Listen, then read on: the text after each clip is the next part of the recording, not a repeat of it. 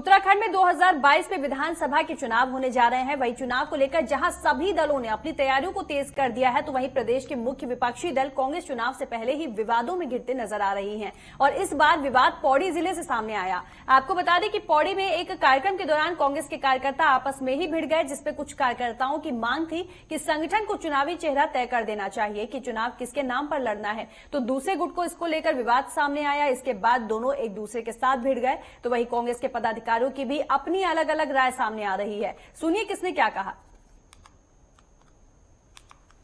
देखिए, पौड़ी मंडल मुख्यालय में पहली बार जो है प्रभारी राजेंद्र भंडारी जी जो उपाध्यक्ष हैं, पूर्व मंत्री हैं, और नवीन जोशी जी जो महामंत्री हैं कांग्रेस के, वो प्रभारी हैं पौड़ी के। ये लोग गए और पूरे कार्यकर्ताओं में जोश और खरोश था।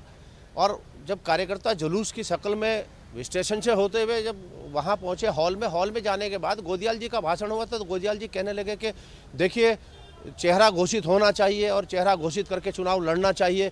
तब तक तो बात ठीक थी, लेकिन जब उन्होंने कहा कि यहाँ प्रस्ताव पारित किया जाए, तो मैं खड़ा उठा और देखिए, ये तो सीधे सीधे हाईकमान के खिलाफ आप बात कर रहे हैं। जब हाईकमान के तरफ से वहाँ के उनके जो प्रतिनिधि हैं, सोनिया जी के, राहुल जी के प्रतिनिधि देवेंद्र यादव जी जो हमारे प्रभारी, उन्होंने स्पष्ट कहा है कि चेहरे पे चुनाव नहीं होगा।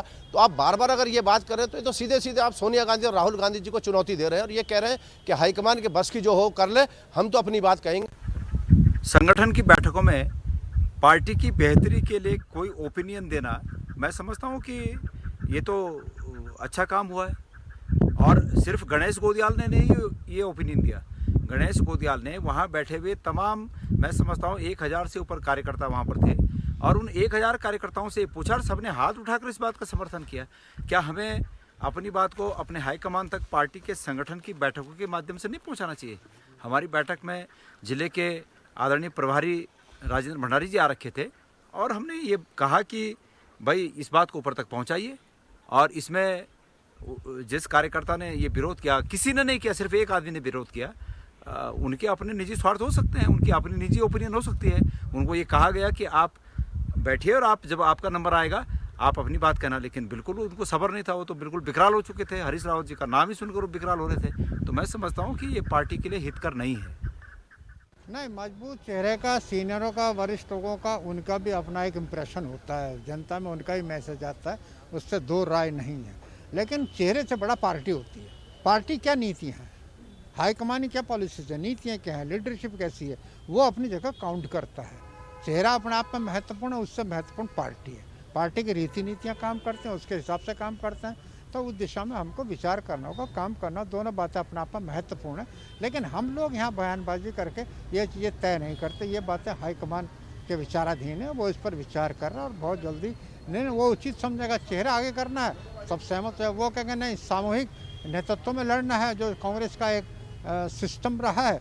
उसके बाद विधायकों की राय लेकर के चीफ मिनिस्टर तय होता है। तो हम पहले सत्ता में तो लाएं, हम पहले ही चीफ मिनिस्टर ख्वाब सब लोग लग रहे देखने, तो अब देखना भी चाहिए। वैसे राजनीति में हर एक की अपेक्षा भी होती है।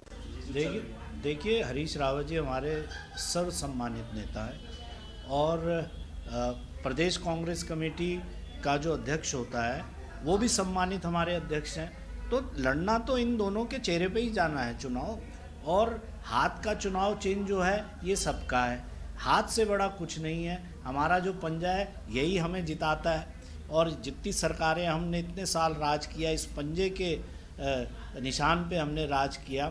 जब एंड में टिकट का बंटवारा हो जाएगा, माननीय सोनिया गांधी जी, राहुल गांधी जी, हाईकमान जब इसका पूरा संज्ञान लेगा, तो इसका पटाक्षेप अपने आप ही पटाक्षेप अपने आप ही हो जाएगा कि किस तरीके से हमारी रणनीति रहेगी।